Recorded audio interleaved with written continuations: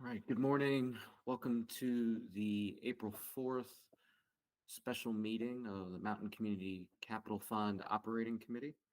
Glad to be back with you today. This is our first meeting since prior to Helene, and clearly a lot has happened.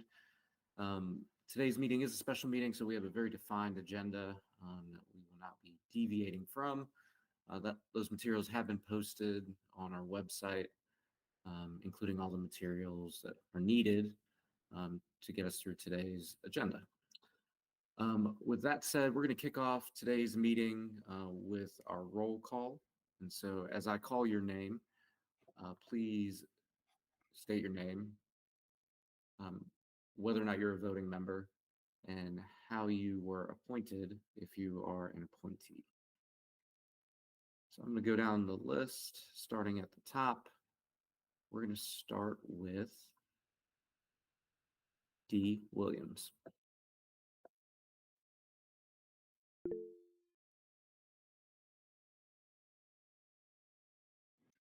I apologize. Good morning, everybody. Trying to drive and get to a destination to see a client. My name is Dee Williams. I am a voting member, and I was appointed by the Buncombe County Board of Commissioners. Thank you, Dee. All right, next up, we're going to go with Elizabeth Otterstall. Good morning, Evie Otterstall, non-voting member and Buncombe County staff. Frank. Good morning, Frank McGowan, City of Asheville staff, and I am a voting member. John. Hey everyone, it's John Appleby, voting member appointed by the City of Asheville. Kelly. Good morning. I'm Kelly Foster from Mountain BizWorks, non-voting. Mason Scott. Good morning, Mason Scott, voting member, Buncombe County staff. Nikki Reed. Good morning. My name is Nikki Reed. I'm a voting member, City of Asheville staff. Rachel Taylor. Good morning, Rachel Taylor. I am a staff liaison and I am not a member. Christopher Murray. Christopher Murray, Mountain BizWorks, non-voting.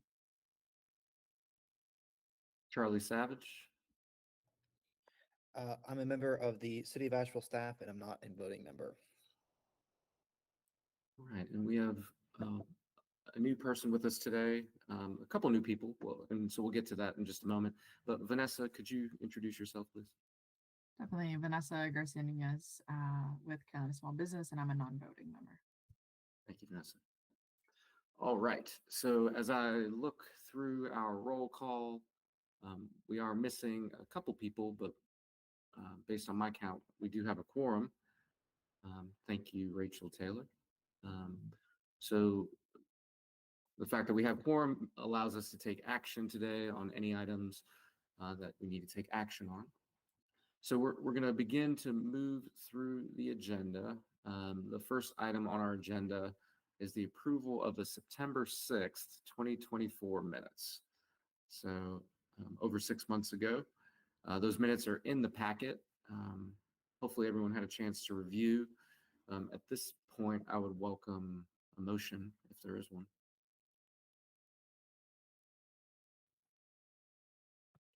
So moved. Do we have a second? I'll second. Motion and a second. At this point, we will vote. Please raise your hand if you are in favor. Please lower your hands. Are there any opposed? Seeing none, the minutes pass. Thank you all for that. It's been some time since we've had to walk through virtual voting. So moving into the rest of the agenda, reports and updates. First item, update from the chair. And I did forget to introduce myself. My name is Tim Love. I'm the chair of the Mountain Community Capital Fund. I'm a Buncombe County staff member and a voting member. So a few quick updates. We've had some changes in our board composition since the last time we met. a couple items just to share. Rachel Sawyer, a longtime committee member, has moved on based on her term limit. Additionally, was replaced by Mason Scott, who was appointed by the Board of County Commissioners. So that change has occurred. And Mason, I'd like you to introduce yourself a little bit more here in just a second.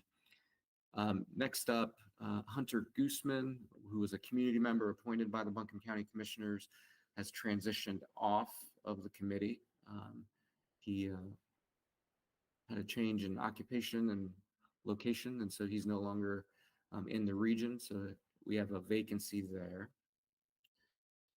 Additionally, at the County Commissioners meeting on Tuesday, April 2nd, the board did move forward to appoint Mason Scott, reappoint Dee Williams, and additionally has reappointed me for a time-limited amount of time. My term limit had come to a close, and based on our county practice, we typically don't allow folks to continue on beyond a second term. But given where we are post-Helene, it just felt necessary to stay on just a little bit longer, no longer than the end of the calendar year, to help us kind of transition out of Helene back to normal business. So I'll be looking to make that transition, but just wanted to share all of that with you. So those are some quick updates. What I'd like to do quickly for both Mason and Vanessa, I'd like for y'all to introduce yourselves, kind of what you do outside of this committee. And so Mason, we'll start with you. Thank you, sir. Again, Mason Scott. I have been in Buncombe County since I was 4 years old, so I call myself a native. Been on the west side, so went through the Inca school system. Still live in the house that I grew up in, and we have been in a never-ending renovation. I have been at Buncombe County for coming up on 14 years. I've sat in a lot of different chairs, have seen planning, IT, special projects. I have been in the finance department for 7 years now, sat in a few different chairs here. I am coming up on or crossing, I think, the 2-year mark in the assistant director role. About 10 months in the middle of that, I was the interim finance director. And so have seen a lot of things, have worked with Tim across several different projects and variations of his role with the county as well. Been grateful for an opportunity to support this process. Thank you, Mason. Very glad to have you join in this project or this committee. So, Vanessa, you're up. Awesome. Hi, everybody. My name is Vanessa Garcia Nunez. I am the Business Solutions Officer for the Western region. Part of my role is business development, client services, supporting clients through the loan application and connecting them to the right resources. I've been with Carolina Small Business for over 6 years now. And actually, I started as an intern through the City of Asheville Youth Leadership Academy. So very full circle moment for me, and excited to be here. Yeah. Love seeing that full circle. That's great. Well, welcome. Thank you. One other piece of staffing business, and Kelly and or Chris, this is going to relate to y'all. Longtime committee member with Mountain BizWorks, Yaslin Gonzalez, is no longer with us on this committee. So just wanted to make y'all aware of that. She has clearly played a key role throughout. And so Christopher, Kelly, if you could speak to that transition, who will be stepping into that place in the interim or long term, that'd be helpful. Sure. I think in the short term, Christopher, he's on the call now. He's our Chief Credit Officer, is going to step in temporarily until we decide who's going to fill the position. Christopher, do you want to add anything? Or? I mean, that's kind of, yeah, ultimately it's Matt Raker's decision. And so maybe I'll stay in this role long term, maybe not. We're discerning that. And so it's still to be decided. Appreciate that update. Just wanted to share that with the committee. Number of changes going on. All right, so those are the updates on the board composition. Couple quick housekeeping notes. While we were away, our changes to the services and duties agreement were both finalized and passed through their respective boards. So that's really good news. Y'all should have received that in an email from us to y'all, but just wanted to share that. That's good news. That opens the door for us to explore other lenders now that our governing documents are laying flat again. So just wanted to share that news with you. Those are my notes from the chair. And so appreciate y'all humoring me on that. Any questions before we move to the next item? Great. So today's discussion is going to center on our new business, which is the approval and denial of claims. Those were provided in advance to you. However, in order for us to effectively review these claims, I think it's important to understand kind of the state of the data. So what's the state of the fund overall?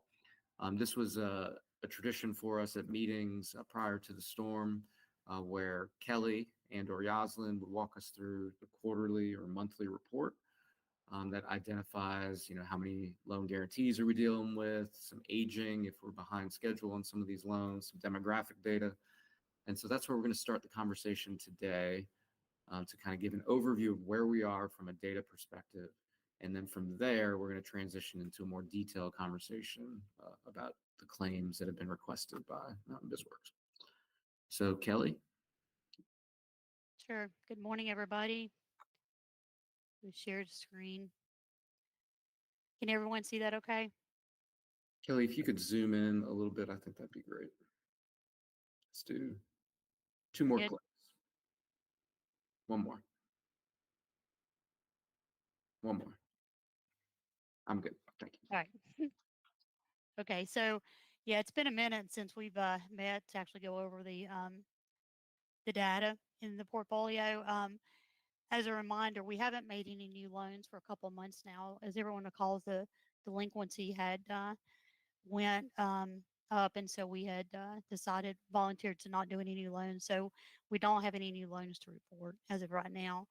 As far as the portfolio, we over the life of a loan have done 77 loans and loaned just over 3 million with 2.6 in new money. Right now, currently, we have 56 loans that are still active in the portfolio with a guarantee on those. And that the aggregate balance of those is just over 2 million with the guarantee balances at 1.7. That's still below the maximum guarantee threshold there at 2.8 with 60%, just over that. As far as the delinquent loans, we now have 8 delinquent loans with a total dollar amount that are greater than 30 days past due of 255,000 in those. As far as the demographics, 100% are in the category Black or African American. The delinquency total to point out there is 12.26, which is down from where we were previous couple months where we had gotten to the trigger of 20%. So I do want to point out that delinquency is coming down. We've been able to work with a lot of the clients to do workouts with those. As far as the category of delinquents, we have 2 in category 31 to 60 past due at 53,000. We have 1 61 to 90 at 39,000, and we have 5 that are over 90 days past due at 162,000. We have not had any new loan charge-offs since the last time that we met. The total charge-off since the inception of the program has been a total count of 14 at a total charge-off amount of 392,000. And I wanted to make a quick point here. The trigger point is 5%. And to clarify, the claims that we're going over today, those have already been charged off and have already been reported to the committee previously. So this 3.2% does include the claims that we're presenting today. So all the charge off since inception is in that figure. So we are below the trigger point there of 5%. We did have 2 loans that paid off in the month of February. And to also remind everybody, this report is as of the end of the month, February. We just ended March, so we don't have those numbers yet. So this is as of the end of February 2025. So as far as the claims we've had previously, we've had 6 claims that we've presented at 162,000 that have been paid out so far. And as far as the 83%, the ones that have paid off have been Black or African American. And again, we've got the six claims there. Then as far as the demographics in the portfolio, I won't read these all out. If anyone has questions on the demographics that we keep here, this is for the entire portfolio. And the number of jobs created is 274. As far as where the loans in the startup phases, we're at 5.2% there, so we're below the trigger point there. I want to pause here. I've got some charge-off statistics I'll go over, but I want to pause here to see if anyone has any questions.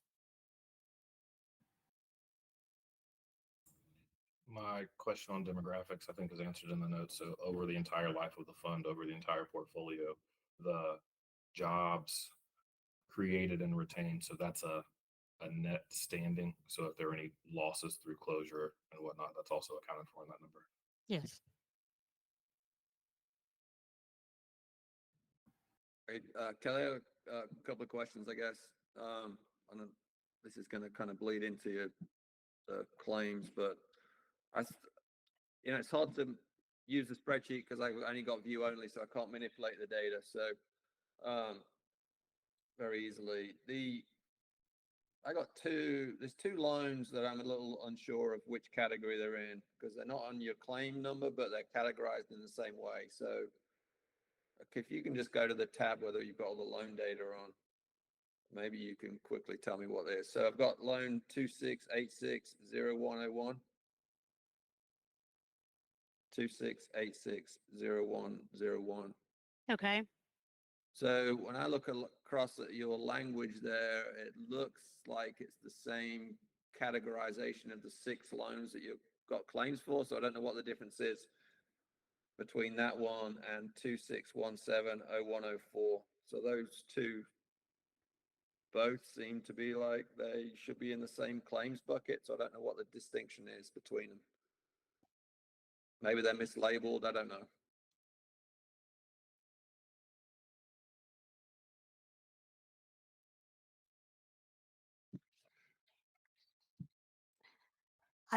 I have to apologize. I think I'm not understanding the question. The 26860101. Yeah, so it looks like it says terminated. It's got the same language around the ones that are on your list. The 6 that are on your list, it's got the same language around it. So I don't know what the distinction is between these 2. So I don't know what bucket they're in. I feel like they should be in the same claims bucket, but they're not. So I don't know what the difference is between them. Bear with me. Let me pull up the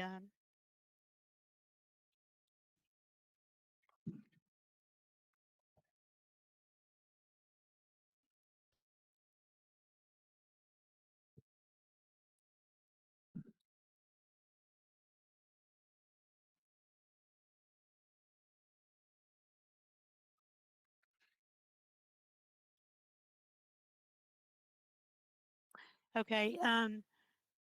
The one of those, I think I know what you're asking now. We're not bringing one of those to have a claim today. The one that's 26860101, which is just below that one. That one, we're not bringing it today to have claims. And the reason is when we were reviewing that one, we don't bring them for claims submission if we feel like there's a chance that we can still collect on that one. And he does have assets. So we're going to go through small claims and try to get a judgment and try to get him to pay on those. And so if we feel like there is a avenue that we can collect on something, we don't bring those until we go through the court system or if it's liquidation or something. Does that answer the question? I mean, it does. is that the same with the other loan, the 26170104? I mean, maybe there's another way to label it so it distinguishes those from the other ones so that there's some differentiation in the way you're characterizing the Oh, claims. yeah, that's exactly the same for the other one.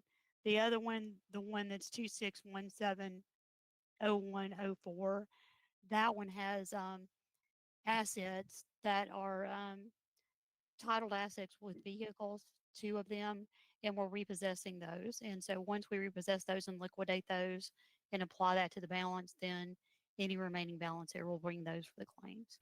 Okay, so Yeah. if I put the question the other way around, so there's a possibility those two loans are also going to come before us for claims of some dollar amount. You just don't know what the dollar amount is yet. Correct. Yes. And those, for clarity, those would be the only two that are still remaining that we would be bringing for claims after today's. Okay, but they're not, and to go back to your summary spreadsheet, they're not captured anywhere in that summary spreadsheet as like a possible problem down the road. They are, they're captured in the charge off. So they're not going to show in the delinquency because of once it's charged off, it'll show in the charge off category. Okay. I mean, part of what I'm driving at here is so basic understanding. We've had 3 successful loans, in other words, that have gone through and actually been paid off. And from what you've said earlier, we got 14 that have been charged off, which includes the 6 new ones. We got these 2, so that's 16. And then based off of what I see on the spreadsheet, there's another 8 that are looking to be delinquent. So if my math is right, that's probably around 24 bad loans versus 3 good ones. Is my basic math and understanding correct? It is. The only thing I think when you were saying the anything that's already charged off is already included in these numbers here. So No, I when get you're that, but if you're just looking at raw loan, if we're just looking at success rate, we've been successful 3 times, and at this point we've failed 24 times. Out of I think it was 77 loans to start out with. Is that what you said? yes, but Of which some have been refinanced, so I'm never really sure if it's really 77 or some number less than 77 because it's the same client. yes, what I would point out too is if you're calculating like the ones that are in the past due category, that those are not charged off yet.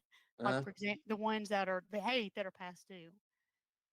Those 8, it doesn't necessarily mean that those 8 will fail and will hit the charge off status. We're still working with those. Yeah. I understand that, but I don't think we've proven that is not. Maybe it's the case with other loans you deal with, but the ones that have come before us, I don't think we've been very successful in. The ones that fall behind are basically they end up being claims many months later.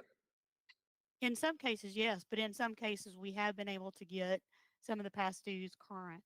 We've been working with the clients. So, I would respectfully disagree. The ones that are delinquent, they don't always make it to the charge off. There are, a fair amount that we're able to work with them to get them, current when we're working with them with coaching or, other resources there. So, all right. Well, as it's such a beautiful day, I'm willing to bet you that those 8 loans, I'll bet you an ice cream that those 8 loans end up coming before us in a few months' time.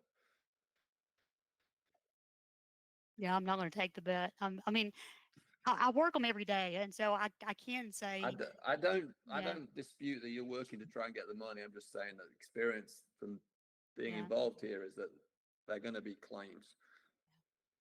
So I go back to my original point, which is we had 3 good loans and we're looking at 24 bad ones. I don't know what that percentage is, but I don't think it's very good. Well, hopefully my connection is okay. One of the, a lot of these loans are set up for 5 to 10 year repayment. So if they don't, and we've not even crossed, I think maybe just crossed the 5-year kind of threshold. So if, a lot of these that are performing are, haven't reached maturity yet. So I would in my opinion, we've got, 14 that didn't make it, and I think we can, but to date, there are 63 that are working. And so, but, I don't view it as a 24 as failure and 3 as success. Well, I would expect you to say that. I'll put it that way. I'm just trying to point out real numbers. Well, right. I mean, I understand from a charge off perspective, but we still have, 50 plus that are current. And, in terms of paying their loan back, that's a success to date. And we trust that the vast majority of those will make it to full payoff. But we won't know that for several more years because of the way that their loans are structured. Well, I hope you're right. I hope I am too, and we're going to do everything we can to support the businesses. And a fair amount of those that are in that current status at one point were past due, and some of the charge-off we'll talk about today, that looked like they never made a payment, paid for several years, but didn't make it, and we tried to restructure it to make it work. So it's but yes, I hear you, John. Yep. Appreciate the line of questions, John and Christopher. Also, your response. We know that many of these loans would not happen but for the guarantee provided by this committee. That said, our expectations shouldn't be failure. So I do appreciate John's questions and kind of keeping us centered on the end result. We want these businesses to be successful. DSR, your hand was raised, but then you lowered it. Let me know if you'd like to comment. Otherwise, Kelly, I know is going to walk us through our next item. Kelly, were you ready to move to the next item? You had the charge-off statistics. Yeah, I want to make sure if Dee had a question or if anyone else had a question before I move on. Yep. Dee, anything that you'd like to add on this specific item before we jump into claims?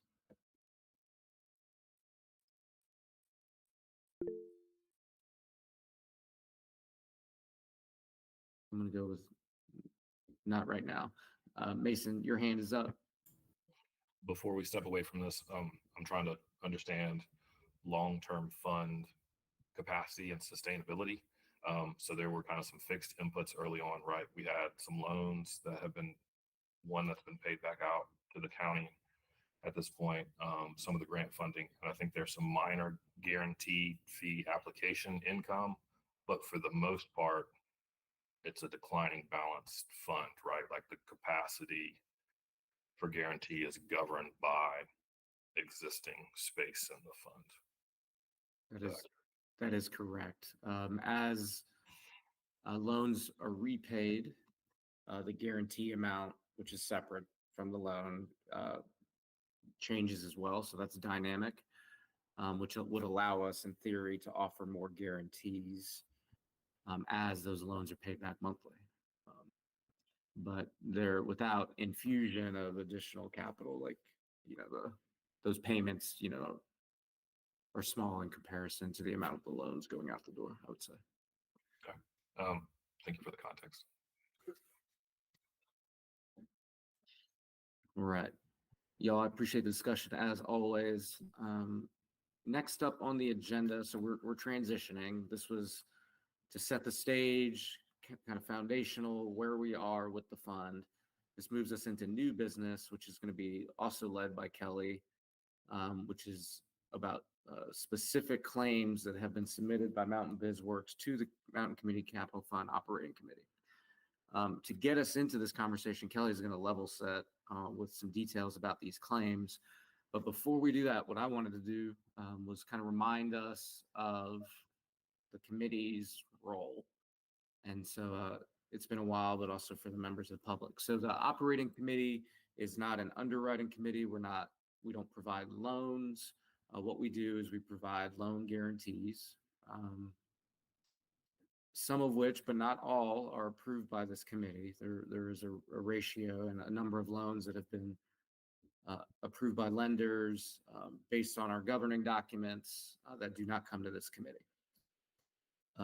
The purpose of the guarantee is to allow loans to move forward that normally wouldn't move forward because of, candidly, financial risk. Oftentimes collateral, could be credit scores, whatever it is. That guarantee allows these businesses to receive loans that allow them to expand, largely successful, but clearly some failures.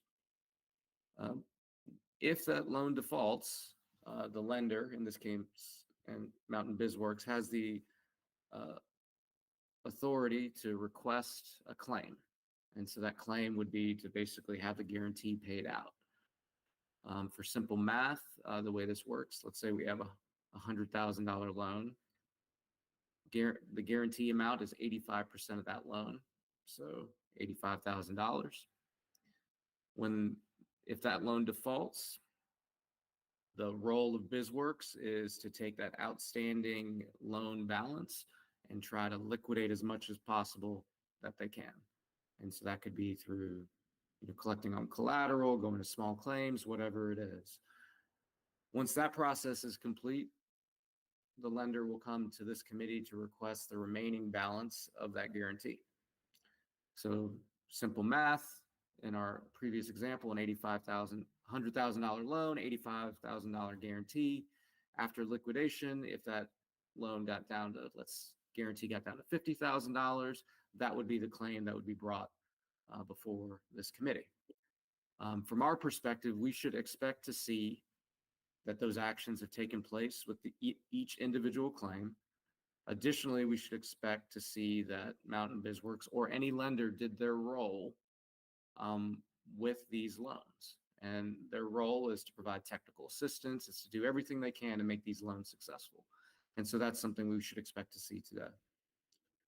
Assuming that the lender or BizWorks has done their job, our role is to approve these claims because that is the nature of this program. However, if we find that there are additional questions that need answering, if we have concerns that the role was not fulfilled by the lender in terms of technical assistance, for instance, or liquidation of collateral before coming to us, then I think it's our right and responsibility to say something about that today. So, quick nutshell of who we are, what we do, and why. With that said, if there's no questions on that role, authority, responsibility, now's your time to ask questions if you have them. I will transition to Kelly, who's going to give us kind of an overview of the claims that we're facing, and then we're going to walk individually through each claim. So you'll have an opportunity to ask questions about individual claims once Kelly provides her quick overview. Kelly, you're up.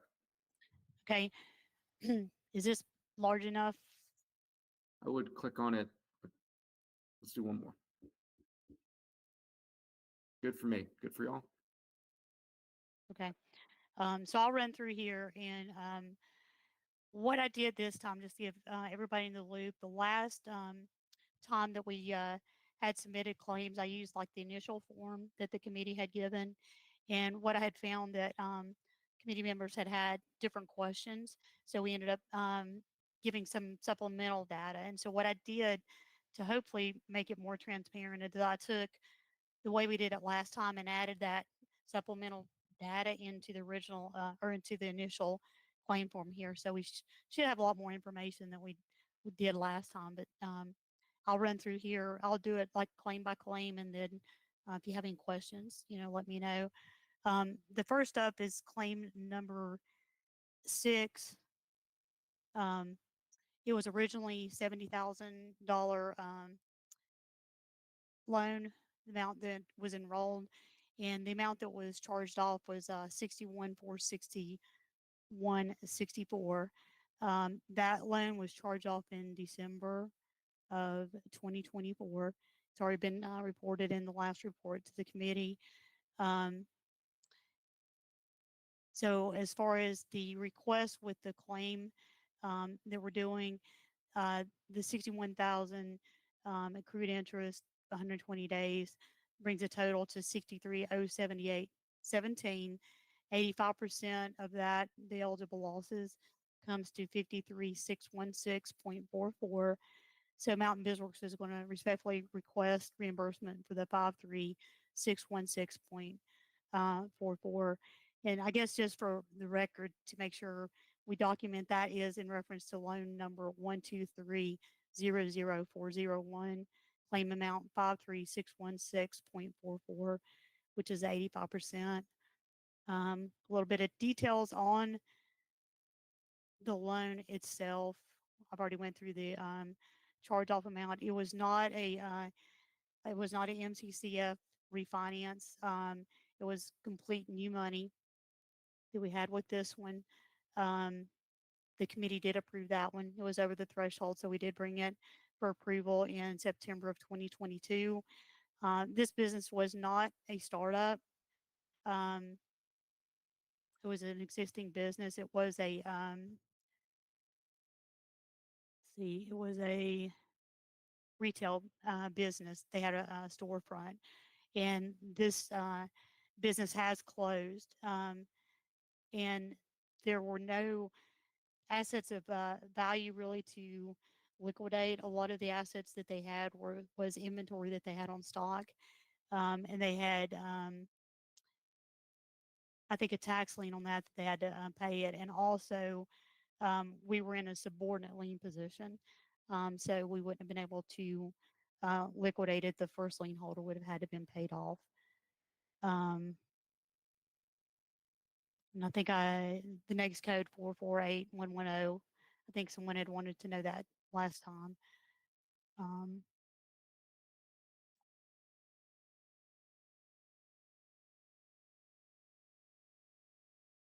Sorry, it's difficult because I have to match the loan number to the name of the business. It is active at the Secretary of State, but the storefront has actually closed. I think it was in latter part of last year is when they closed. And as I said, the inventory was sold for taxes. This client is one that has been a client with Mountain Bizworks for a long time. They've been very active in the coaching and TA process, both pre-loan and post-loan. We were in close contact with them when they did default and did start facing obstacles. We met with them several times on site before they actually closed. And the client, as I said, they were very cooperative, to be able to work with us. So that's the summary. Any questions, or Christopher, do you want to add anything to this one, or any questions we have there? I mean, I'll respond if there are any questions, that people, because, obviously I approved the loan. So if there's some specific questions that I could maybe address, I'll react to that.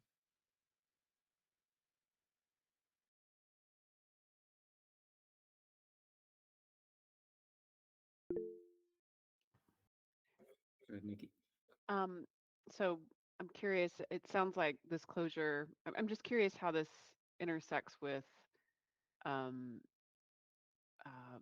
post-storm, right? So I'm curious if you've heard anything. How did the storm affect this business, I guess, is my question. They were facing problems before the storm. I mean, the storm obviously didn't help, but they were really struggling before the storm. But they were not in a flooded area or anything like that? No, to my knowledge, did not have any flood damage. Yeah, this one was headed really for closure before the storm. The storm was certainly the final straw, so to speak, but it was, we wouldn't want to characterize this as being terminated by the storm ultimately. Dee, did you have a question? Yes, thank you.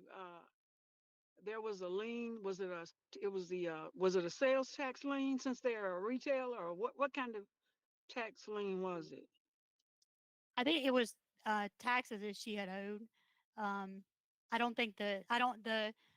our subordinate lien was not subordinate to the taxes. It No, was subordinate. right. Yeah. Taxes always supersede everything.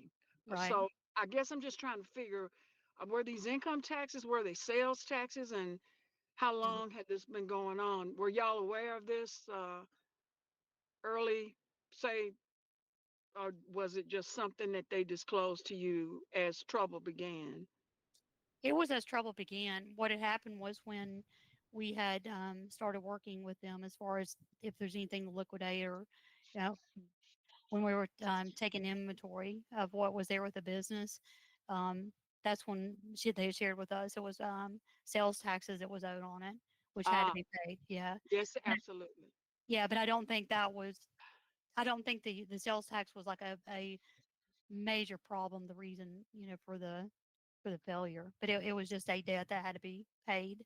How much were they? As far as the sales tax, I'm not sure. To Yes, be honest with sales you, tax. yeah, I'm not sure.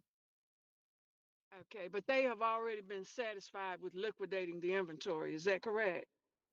Is Yes, that's to my understanding. Yes, okay, so that really were the only assets that this business had, I suspect. Is that right? correct. Yes. Okay. I guess my question leads to when red flags come up, if they're how they are addressed, and then I'll waive and have further comment after we hear the other loans. But I'm wondering about our trigger point. And I guess, our business is to lend, but I guess I'm just also trying to balance that with protection of the assets. If we've got a routine that we could up, whether it be technical assistance or nuance to mitigate this, but I'll cease and hear the rest of them. Thank you. Sure, I can. I'll add this, and then Christopher, if you want to chime in. As far as I guess Mountain BizWorks responds to this loan or any loan, we don't wait until we see a red flag to get involved. We're already proactive to where we monitor the entire portfolio, which these are included in the entire portfolio, to where we have a tracking system that we monitor, and we have frequent loan check-ins, especially when they first open, to where we have the lender or whoever the relationship manager is reach out to the clients, find out how they're doing. We request financials. And the whole point is to be proactive, to try to determine something early, to provide, help and assistance before it's too late. And, with this one specific, this is one, I firmly feel like we did. We've been very engaged. She's been engaged with us. We've offered, assistance through coaching, and she has taken that up. But Christopher, do you want to add something to that? I know you dealt with them. With this one, I mean, the loan that was approved by this committee was to enable this business to relocate and with some new working capital and new inventory to a new location in Asheville.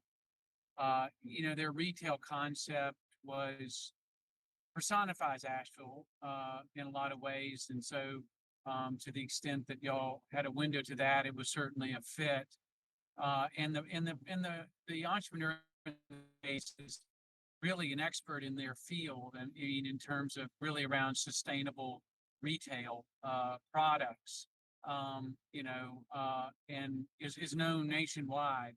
So, when it comes to the knowledge that they had, we had a very capable entrepreneur, but it was one that we wrestled with because it's, is there going to be enough market demand to sustain the business? And it turned out in this case, they just couldn't get the customer volume that they needed.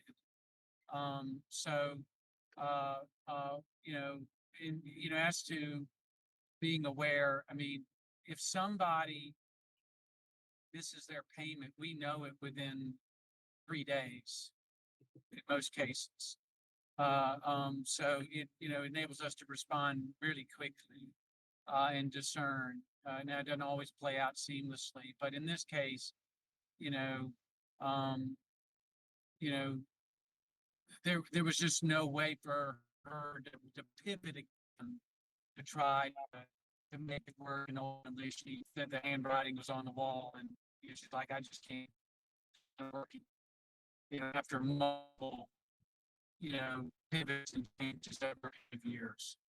Was So a market, yeah, was I a don't know if that market adds a feasibility? little bit more context, Well, hopefully. well, no, was a market feasibility study part of that technical assistance prior to that business being open? Generally, it is in larger organizations that provide TA. You don't want a client getting into a market where there's no market because they are not going to succeed. So Right. that that is Yeah. Right. what was one provided? Well, as to market feasibility, maybe I should have used a better way to put it. I mean, No. everyone essentially was a customer. The issue were, in this case, were people willing to maybe pay, move from a product that they use that's not sustainable to a product category that is. And so they had a lot of customers, but they weren't able to get enough. As to a feasibility study, this wouldn't be something where we would request a feasibility study in the same way that you might if you were building, a hotel or something. Because inherently there were plenty of customers. They just weren't able to convert enough. No.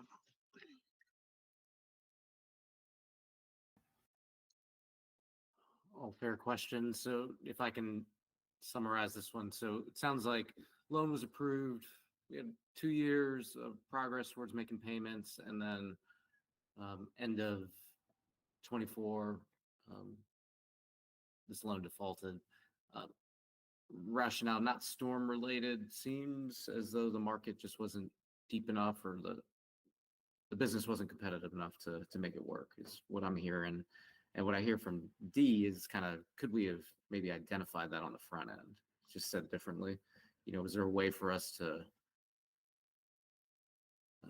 identify that? And I'm wondering, Christopher and Kelly, what your thoughts are on that. Retail is a tough space. Is this an area where we should have looked at this with different eyes, or what are your thoughts?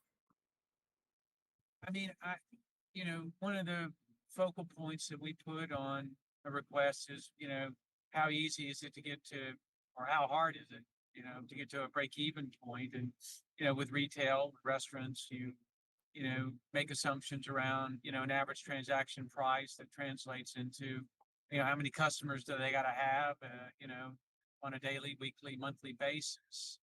And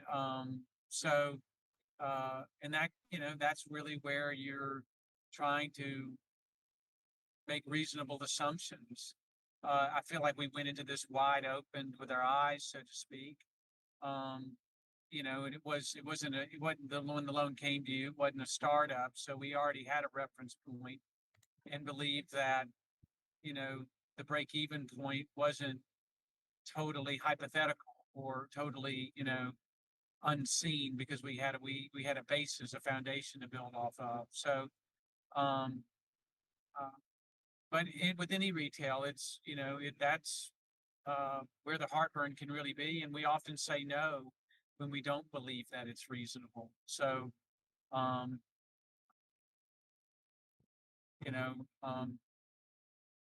don't know if that gives an answer, satisfactory answer or not, Tim, to your question, but I don't think in this case that, we would necessarily change our analysis. I guess in retrospect, hindsight being 2020, we'd like, hey, we should have known it wasn't going to work. I mean, we had a really capable entrepreneur here in a really good location, really close to where the bulk of her clients were, that were recurring clients. It just did not continue to scale beyond that at the level it needed to. So, yeah. Thank you for that, Christopher. All right, y'all. So on this claim, so we've got 6 claims today. We've got about an hour. My proposal, and I think the only way to do this, is to take action on each individual claim. And so the question I'll pose to y'all is, are you ready to take action on this claim? Have you heard enough? Do you have additional questions? No. Not ready, D? Yeah, yes, I would offer a motion to file this one as a write-off due to circumstances and the fact that we need to move on. So if it's acceptable, I'll vote to offer a motion to place this one in the claim status and to I'll write it off. second. I'll second. We have a motion and a second. Before we vote, any final questions or comments before we vote on the motion? All right. All those in favor of approving this claim, 123-00401, please raise your hands. Please lower your hands. Are there any opposed? All right, seeing none, this claim is approved, and BizWorks will work with Self-Help and others to get those claims paid out at a future date. All right, Kelly, back to you. Okay. Moving on, claims 7 and 8, I'm going to present together. The reason is it's two loans, but the loan was to the same entity, so it's the same business. So I've combined both of the loans together. Just for the record, we're looking at loan number 11990302 and 11990401. The total amount of the loan together was 48,180, and that broke into two separate loans, one for 30,000 and one for 18,180.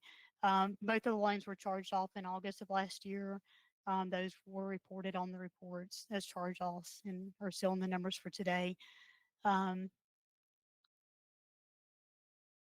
The amount that we will be requesting for the 85%, and just again for the record, what we are requesting, loan number 11990302, we're requesting the 85% at $22,437.99, and loan number 11990401, we're asking for $15,757.83, which comes to the total of 38,195.81. This particular business was in technology. This client has also been a longtime client with Mountain BizWorks. And with the loans, one of the loans was actually tied to a contract that he had. I need to phrase this without giving up identity.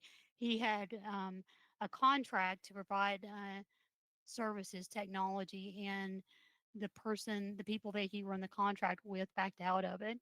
And so he was not able to have that contract paid. And then it also had problems with the IRS, which caused some issues for him. Let me get on here to my notes here. He's still showing at the Secretary of State. There's admin notice for failure to file the annual report. As far as if he's still in business or not, it's more of a service-based business, so there's not a storefront. But I don't think he has the capital, to keep going with it.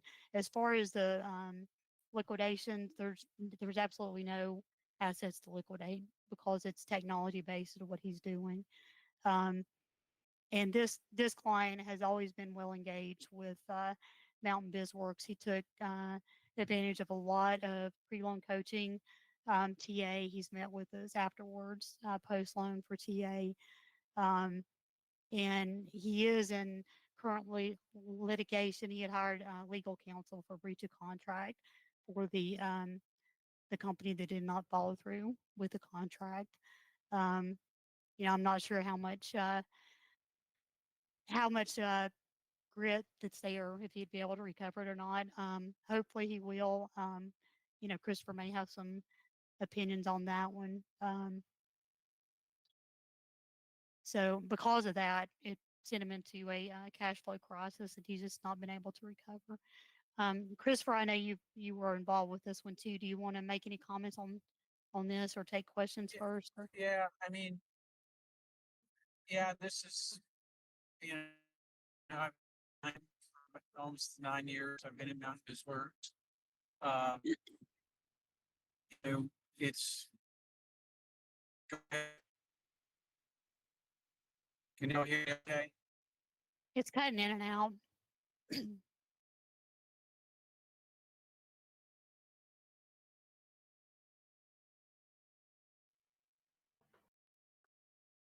Have we lost you, Christopher? He may be hitting a dead zone. I'm not hearing him.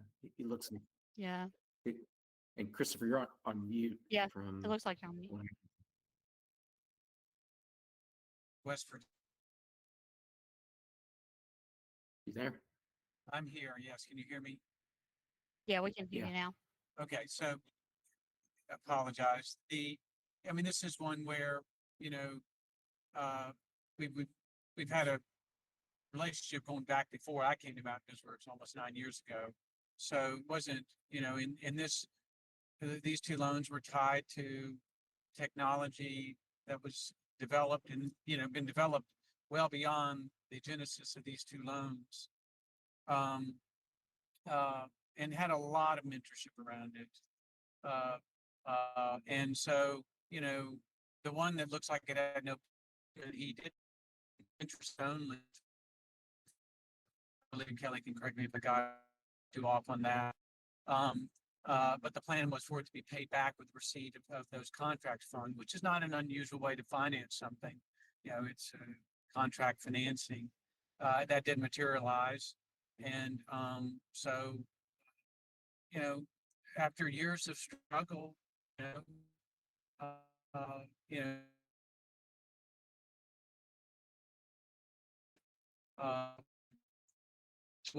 coaching awareness at the highest levels of Mountain Works, meeting Matt Raker, and even involved in a coaching role as well. So,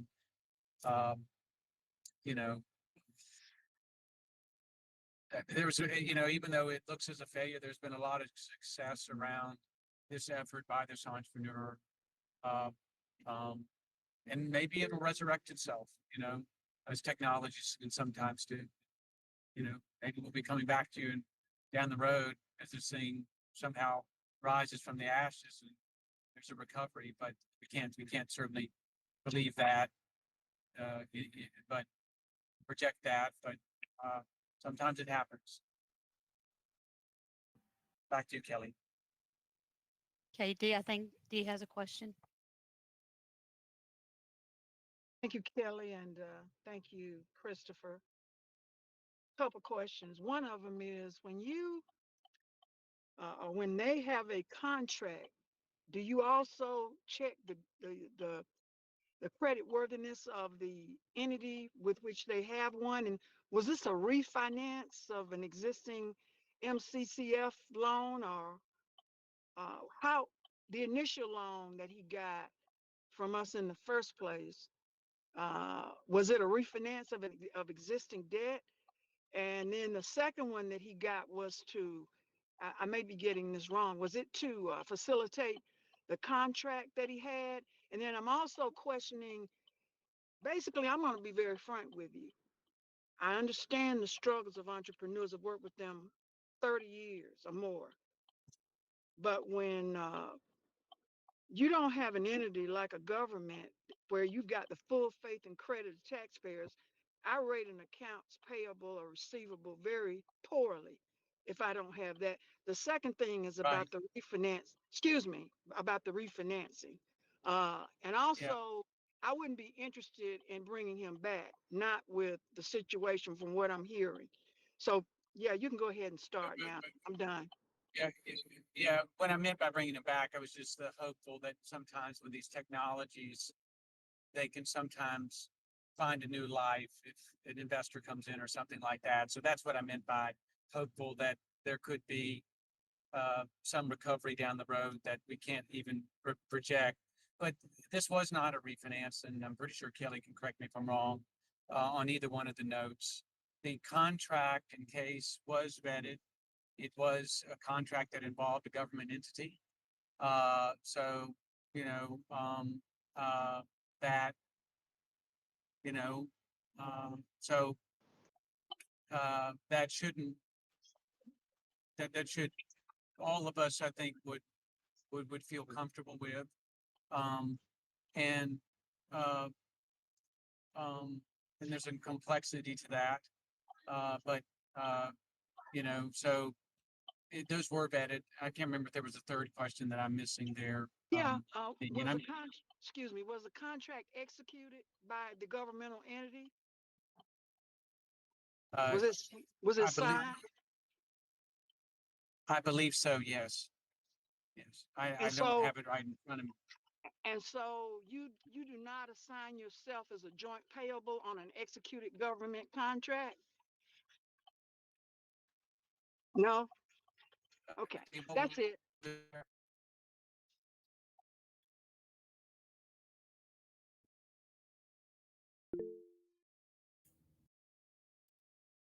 Go ahead, Mason. I did want to get confirmation on the refi question. It does look like the first loan was a refi. Is that accurate? Yeah, to clarify, Christopher, yeah, the loan with the 11990302, that was a refinance, and from what I remember, that one was already in MCCF and we refinanced it. I think it was a restructure on that one. I don't think there was new money out. I'm sorry. Yeah, Sorry, I so went through, I'm going through a mountain tunnel. yeah. So that was the second follow-up question. So it was a restructure of an original MCCF loan. This claim and the last one we talked about have been long-standing relationships, and I'm interested about where it started with Mountain Biz, if that was just technical assistance or if there was we were on the standard financing path and then it escalated to MCCF, for lack of a better word. Like, what did the start of the relationship look like? Yeah, The start of Christopher, the, go ahead, Chris. Kelly. Well, I'll The say start of the this. relationship was, Go ahead. Kelly. Go ahead, Christopher. You know him better than I do. Well, the start of the relationship was really to help him early on with the development of the technology, whereas the loans involving MCCF really around working capital and execution. So by the time it had come to MCCF, the technology, with another local provider that, an expert in kind of helping people develop similar technologies had already been established. So we'd kind of gotten through, for lack of a better way of putting it, a beta phase, and this was now into the market, and which took it to a new dimension of feasibility, frankly. The relationship that had originally been established with us would not have been something that I would have brought to MCCF because of its, because of this, it was almost pre-concept in some ways. At this point, the product was already in the market and there were customers. So I don't know if that answers, gives you a little bit more context. It does. So I guess final follow-up, I'm wondering, is it the inherent nature, kind of like the retail question, is it the inherent nature of the technology space? So some technical support was given and it progressed the business to a space of being ready for capital investment, but just to the point of high risk MCCF support, right? Like what was the gap between technical assistance to the point of a more standard financing path, as opposed to we put in work, but we still feel like it's a high risk activity, right? Yeah. I mean, it has we live in high risk at Mountain Biz Works because you can't go to a bank and get financing. So, in this one, clearly, because you're, there's a limited amount. I mean, they're big clients or big customers or big contracts. So they're longer to negotiate. They're harder to negotiate. And, so that risk profile was beyond our comfort level to do it just through a traditional path. So that's one reason why I would have come to MCCF. And, it was one where, whether it's MCCF or SBA, we need that guarantee support to kind of take the risk. So, yeah,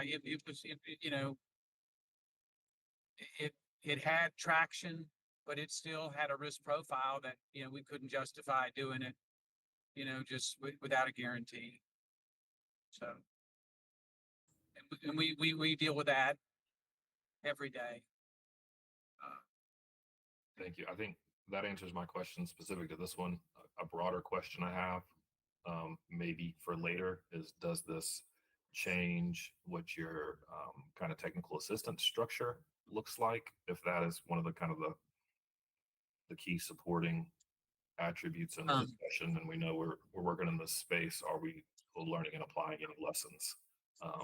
Yeah, I mean, there are times where technical assistance, either is inadequate or doesn't work, or because we're not perfect. But this is one where both the entrepreneur, in terms of what they had just learned and made happen themselves over a period of more than 5 years, is really profound. And then the technical assistance that they had was with one of the best people they could possibly have had in this space. And it didn't work. I mean, it's just when you're, the risk, it's just hard. It's hard to launch a technology sometimes, all the time for that matter. So I mean, this person did everything and then everything they could do to get customers. And, but sometimes trying to educate your customers to get them to a sale and then to get your cash flow where it can recur at the level it needs to, it didn't, yeah, it didn't work. So, but, My questions on this one. Appreciate the questions. Something I'd like to point out on this one, and Kelly, correct me. Both of these loan guarantees were made without coming to this committee for approval. That's correct. Correct, yes. Yep. And so a refresher for the group and those watching at home. When this fund was established in the beginning, there was a sense of a need to be very nimble and sort of move loan guarantees forward, without requiring that extra level of due diligence and coming to this committee. Over time, I think we've seen some delinquencies, some claims, and there was a trend, and this is no criticism, but it's just the facts. Many of those loans had not come to this committee for loan guarantee approval based on the thresholds. Nothing was done out of order. It's just the way the rules were structured. And so I think rightly that issue was raised by many on this committee. And at our last meeting that we had, and that was included in the minutes, we took action to change that. And so y'all correct me if I'm wrong or if you remember it differently, but we took a specific action and voted on it, and it passed unanimously. So that the underwriting guidelines will be amended so that all future loans come before the committee for approval, regardless of dollar threshold. And I think that just adds another level of rigor to the process, especially as we're talking about public dollars being used for loans to guarantee loans that we know are inherently risky. And so just wanted to underscore that, this is another example of what we've seen in that trend, but also that this committee had taken action to address that. My final comment before I request a motion would be, in some ways, you know, you hate to see this. The business was kind of on a path, potentially in a risky industry, but it seems like, you know, had anticipated, you know, another entity sort of doing their part and paying for services that eventually were not paid for. And I hate to see that. Um, you know, I do wonder if there's a role in the future where BizWorks or others could, you know, help vet out some of these contracts. I'm not sure if that's the role, but just making sure that the businesses, the entrepreneurs have covered their bases. That said, I mean, you can't make somebody pay if they're not going to, so I understand that too. That's my comment. Question for the group. It's 10:25. There are two claims here. If we have enough information, I would request a motion to approve one or both claims. I think we can cover both in one fell swoop if someone is led. Mr. Chairman, I make the motion that we include those, both of them, as a write-off for the guarantee. I'll second. We have a motion and a second. Any final comments? All right, please raise your hand if you approve. All right, please lower your hands. Is there anyone opposed? All right, seeing none opposed, this claim moves forward and we will handle the logistics on the back end. Kelly, back to you. Okay, moving along. Claim number 9. Presenting this one for the record, it's loan number 26390-101. Original loan amount was $50,000.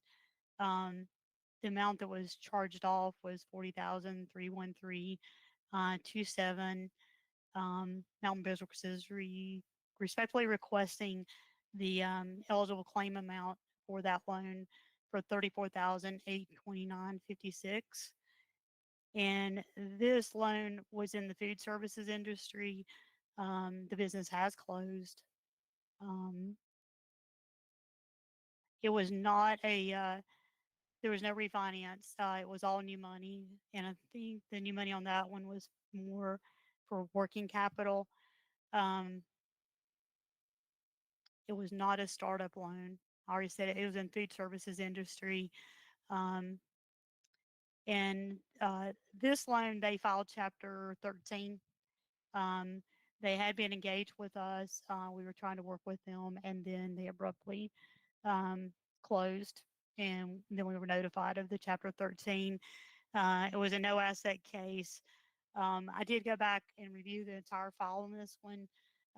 When the loan was written, it was transparent that they were we were subordinate on the UCCs, owing to the fact the leasing company, he had equipment that was financed through a leasing company that was specific to that equipment, and it also included a blanket UCC. So we were in actually a third position on the UCC. So there was nothing we could really do as far as laying claim to the assets there because he really didn't have any.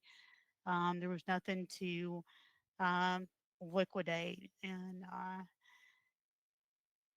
the use of proceeds originally was for working capital to add additional staff members. I know that's kind of a short summary, but we're dealing with the bankruptcy. There was a lot of coaching involved in this one, both pre-loan and post-loan.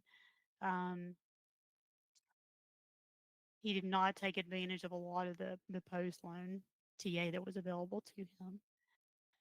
So I know that's a short summary on this one. I went to the bankruptcy, but we were limited on what we could do with this one.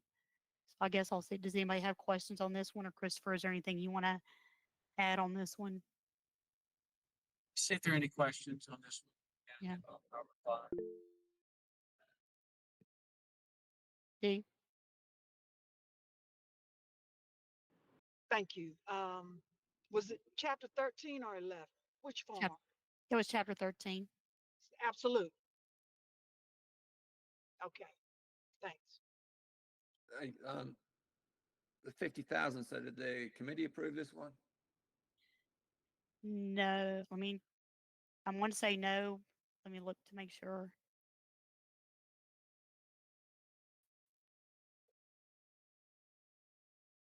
I thought 50,000 was the threshold, that's all.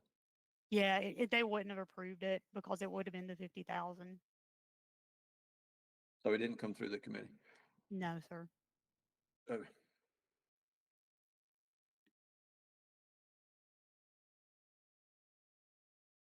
I mean, just curious, I thought 50,000 was the threshold, so I don't know why it didn't come through the committee.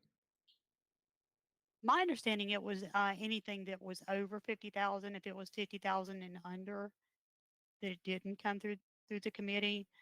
Um, Okay, so we're a But- penny off. yeah, so I would want to double check that. That's my understanding. Okay. So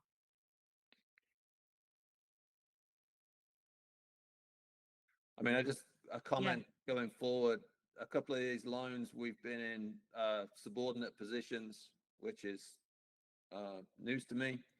So I don't know, and I don't remember us discussing it in the loans that have come before the committee in the past. So maybe that's a criteria that we need to add to the documents you bring before us when we need to approve, is whether we're subordinate or not, because I don't know why we'd be approving these kind of loans if we're in a subordinate position. I agree. We can add that to any future request. Yeah, I mean, Mountain BizWorks is regularly in subordinate positions on our loans. You know, for lots of reasons. I mean, because people already have relationships established. So yeah, I mean, and in this case, they had already got started, you know, so we didn't fund the full startup. So they've given us a senior position. So I'm gonna have to be quiet because I'm going through another tunnel. So back to you, Kelly.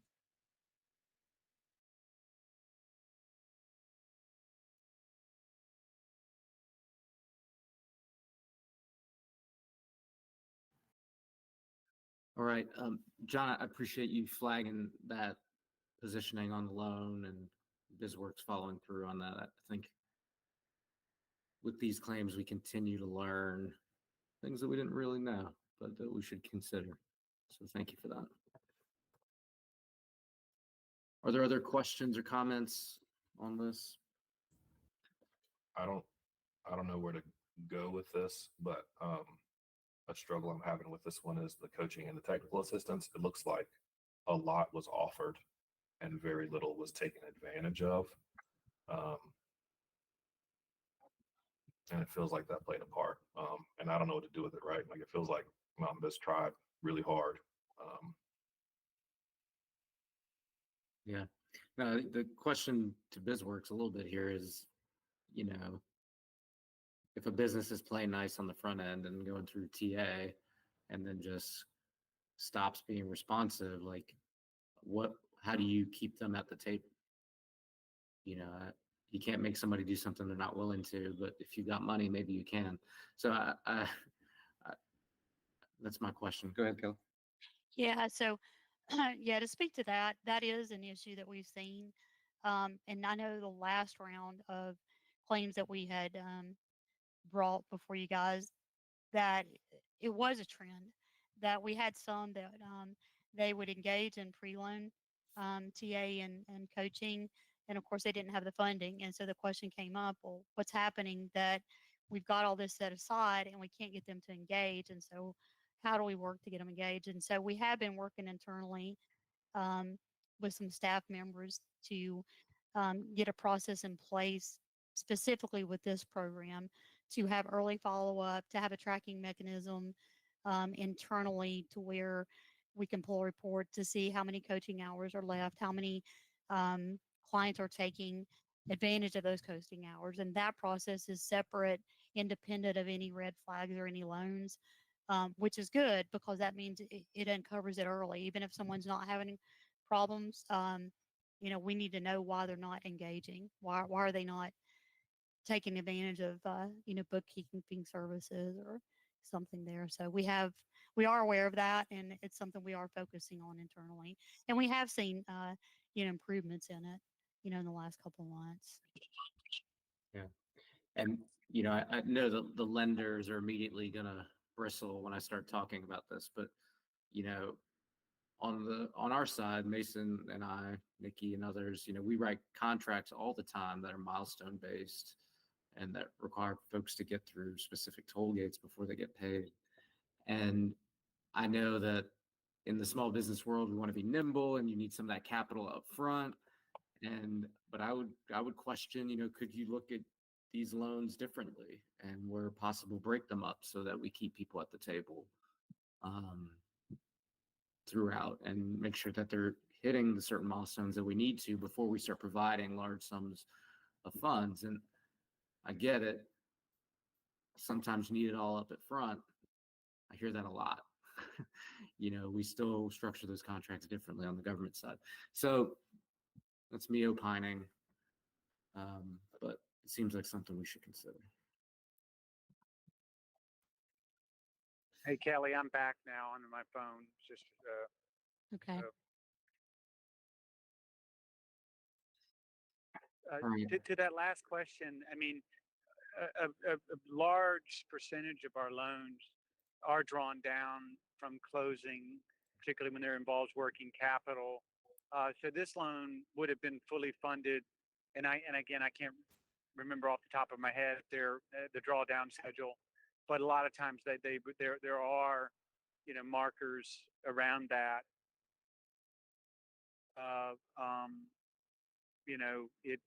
The outcome would have still been the same because it would have been fully drawn. Normally that drawdown period might be over a period of 3 to 6 months, maybe, depending.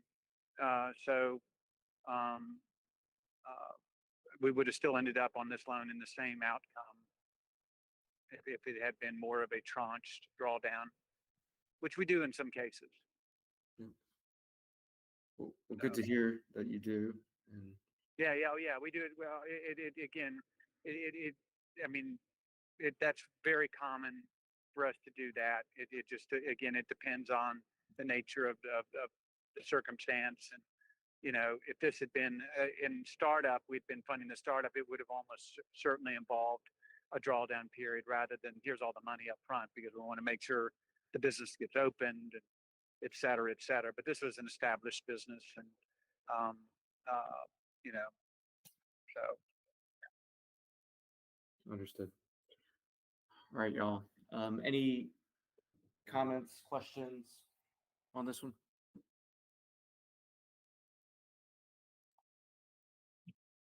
Any motions related to this? Motion to approve. Second, third, whatever. Everybody's in. Any final comments before we vote on this motion? All right, all in favor, please raise your hands. All those, please lower your hands. Any opposed? Motion carries. Thank you all for the thoughtful consideration. Kelly, you're up. Okay, we have two more. Claim number 10, excuse me. Claim number 10 is for loan number 2333-0101. It was for a loan amount of $50,000. Time of charge off, they had paid it down to $40,401.57. This industry was more in the manufacturing industry. And the amount that we're requesting eligible claims, again, for loan 2333-0101 is $34,792.95, which is 85% of the claims there. This one, it has been charged off. It's $50,000, so it was not brought to the committee for approval. It was not a refinance. It was all new money. And I think the use of funds with that was for working capital. And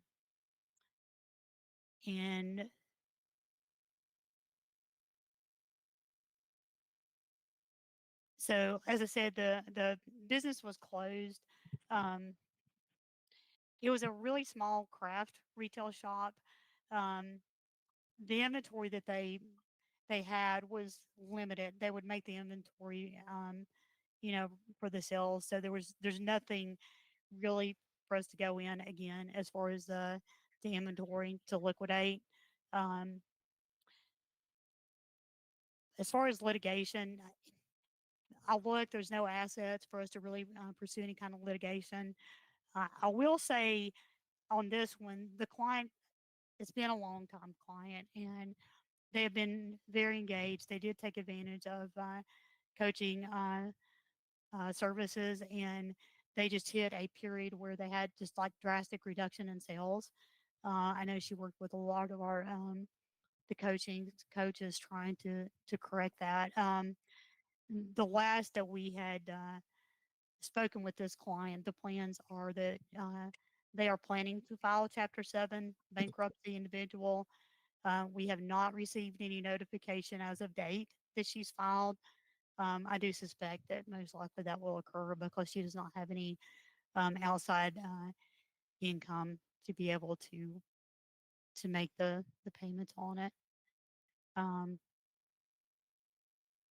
one's kind of straightforward too. So any questions there, or Christopher, if you want to add anything? Nothing to add on here.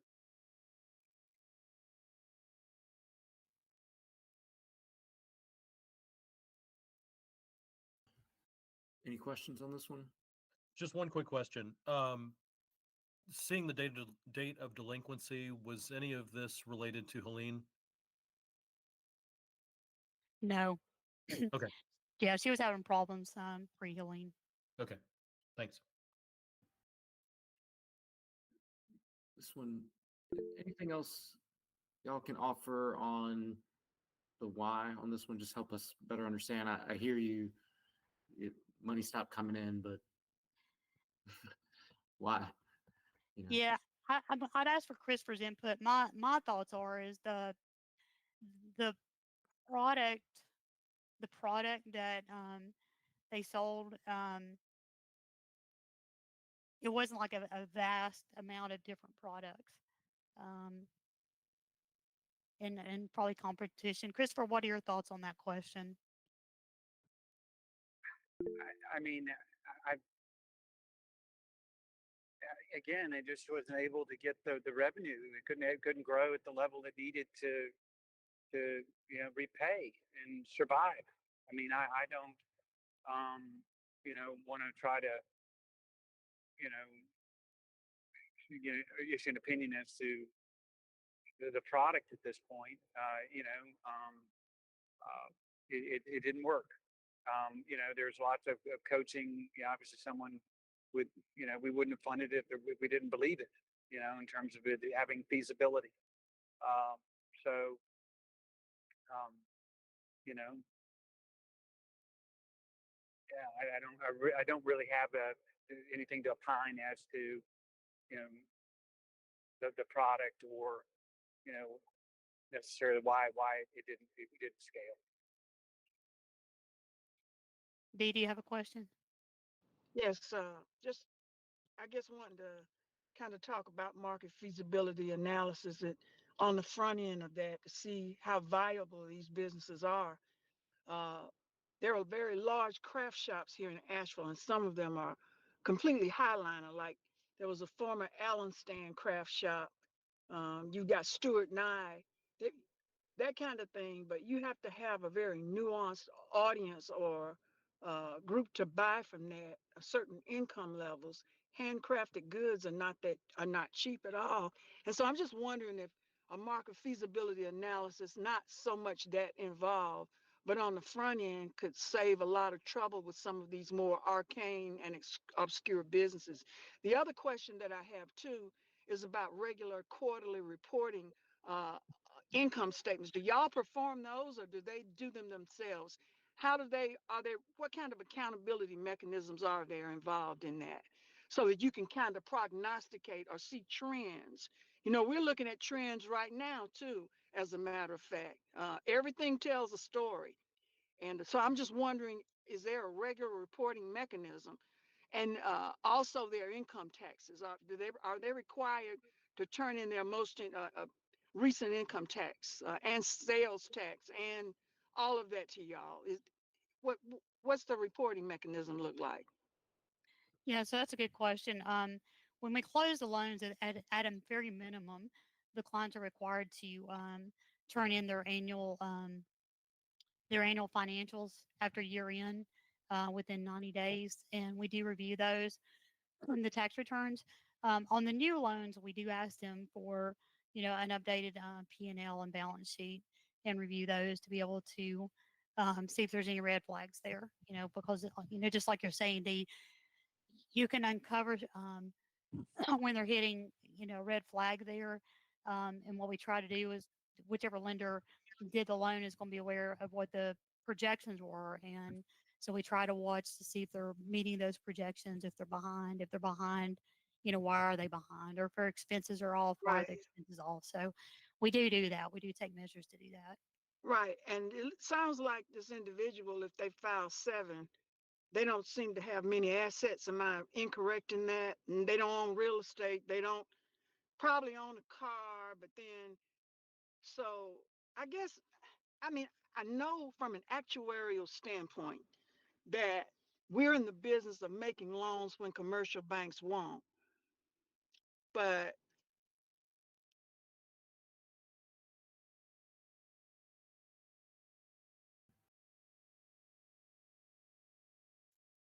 We lost you, D. No, no. Well, we will revisit that. While we're waiting on D, any questions for the group, from the group?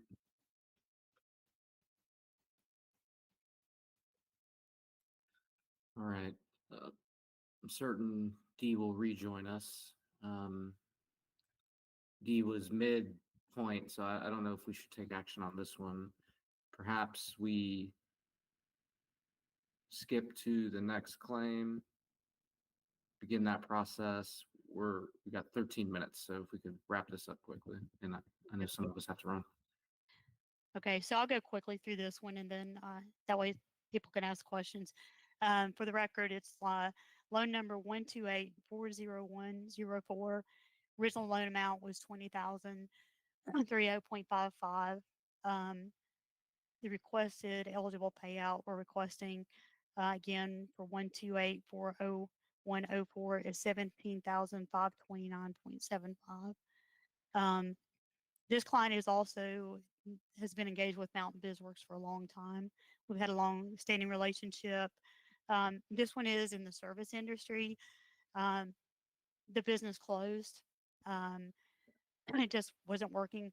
This one was an MCCF refinance. This one was also a restructure. And what happened with that one is he had problems. We thought that he was going to be able to correct it, and he just couldn't. He couldn't get it corrected. Again, it's in the service industry there. It's charged off in August of last year. It's still showing active at Secretary of State, but administrative notice for failure to file the report.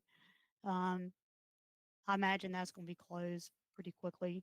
And there's no assets. It's service-based industry. There's nothing to get there.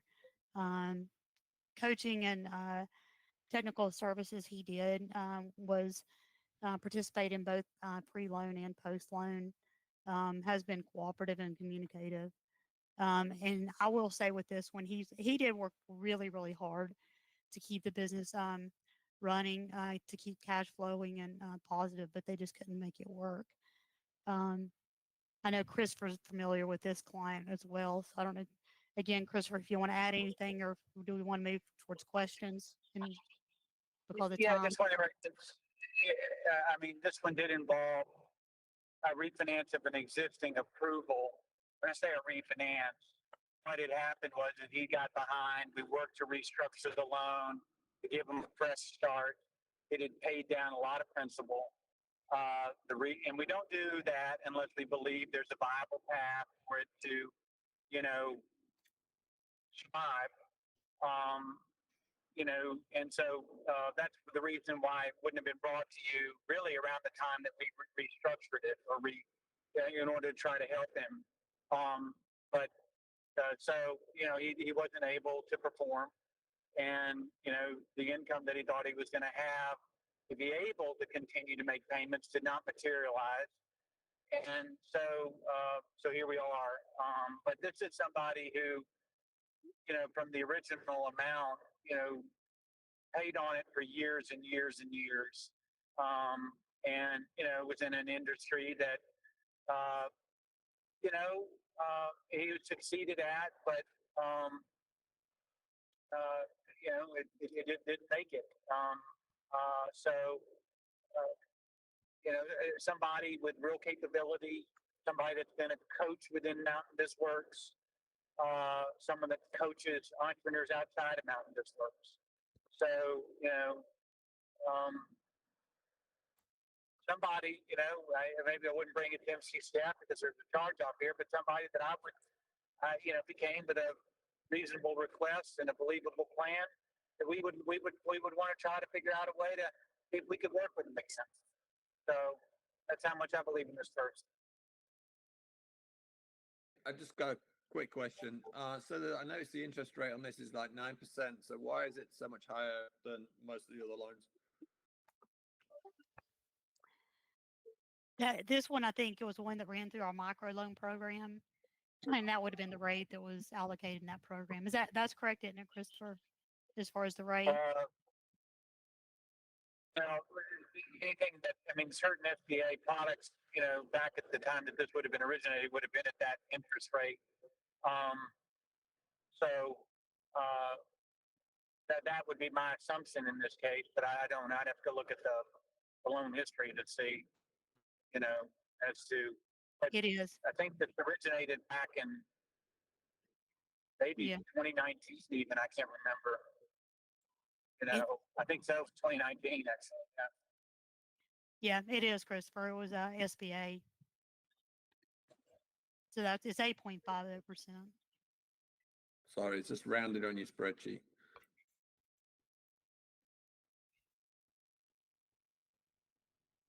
So the origination, so the 8.5 is from the original origination, not from when it was refied? No, we kept the rate the same. It would have been the same. Okay.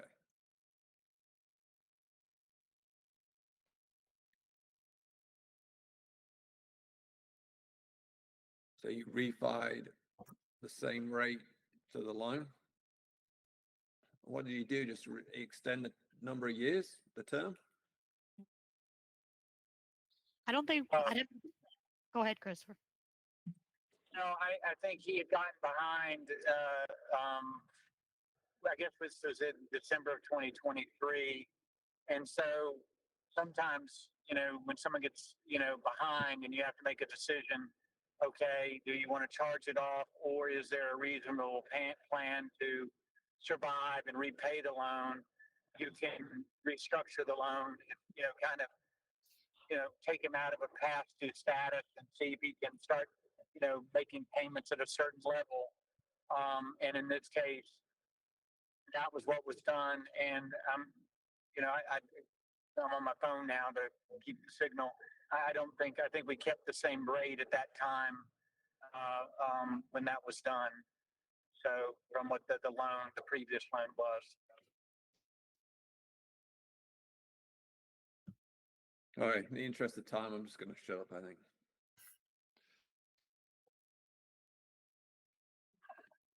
All right. While you were away, we did not take action on the prior claim. You were mid-thought, so didn't want to jump ahead of you. That said, we've got 6 minutes. And so I'd like to know if there's any questions on either of the remaining 2 claims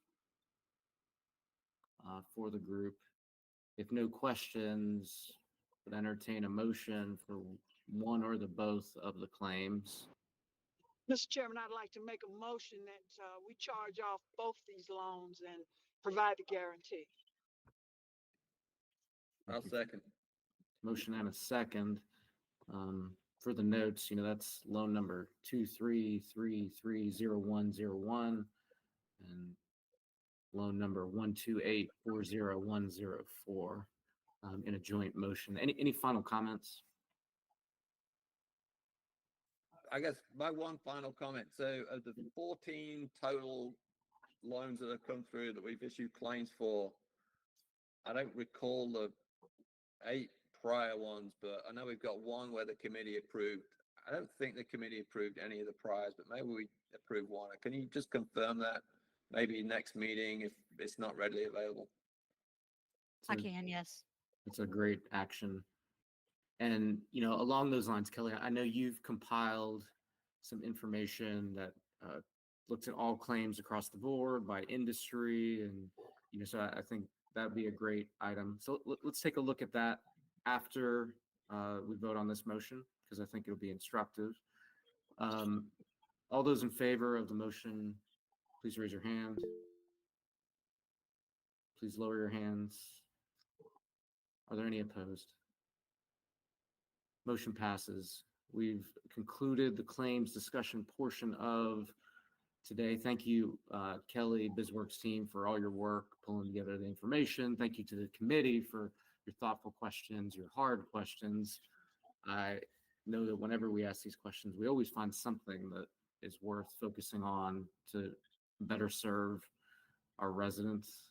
So thank you for that. Kelly, you got 1 to 2 minutes to kind of walk us through what's on the screen, and then we'll look to close the meeting.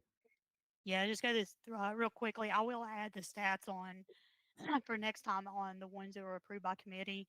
But just for record, the charge off, the 14 that we have charged off, this is a breakdown by industry, 3 in retail, 2 in transportation, food services, 3 in service. So I did that so you can kind of keep a pulse on the ones, if there's a trend there. And then I know there's questions on ethnicity and race there. So this is how the breakdowns is there.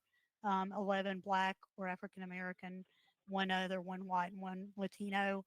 And I thought it was helpful to also show the loan origination year. So we had 1 back in 2020. And then the most were originated in the year 21 and 22, 5 each there. 3 and 23, none in 2024. And then, of course, the charge-offs didn't happen until 2023. We had 7 and then 7 in 2024. We've not charged off any in 2025. Thank you for that. And Kelly, I did hear that you would commit to adding kind of that committee approved Yeah. attribute. Yeah, I'll put a note here. I'll add that today, so I'll make sure it's on next time. And I'll also, to John's point, I didn't realize the interest rate is rounded up evidently on the sheets that we give you. I'll get that changed to where it shows like the specific interest rate, not rounded up. Very well. All right. We got 2 minutes. I appreciate everyone's time getting through this meeting efficiently. As a follow-up, so this was a special meeting. We are evaluating. I know the city council has a current policy on board and committee meetings that they'll continue to evaluate. For the record, Buncombe County, we are back to meeting regularly on most of our committees. And so we're just trying to figure out that balance. And so the city and the county both play a role on this committee. And this this committee is staffed heavily by city staff like Rachel and Charlie. So thank you all for that. So we will evaluate, see when the next time to meet would be. Priority for us is if we're meeting, making sure that there's action. As you heard from Kelly and Christopher, Mountain BizWorks is not using this product at the moment. That may change in the future and would require committee action for any future loan guarantees. So we will evaluate that. That's what I got. Any final thoughts, comments from the group? Well, Tim, the only thing that I can think of is that city council requires every commission that it has, if it has a meeting, to declare it as a special meeting. So I don't, to your point about finding, some sort of balance, I don't know if that affects it, but it just wanted to insert that. And yes, we got special permission to hold this meeting, and so if we We don't have an ETA yet for when kind of the normal business operations will start, but if we need to have a meeting, we can get it approved. We just need to have some specific action. So yeah. Mm. Good deal. We're at time. Appreciate y'all. I'm gonna look to adjourn this meeting, but I hope everyone has a great weekend, and we'll see you soon.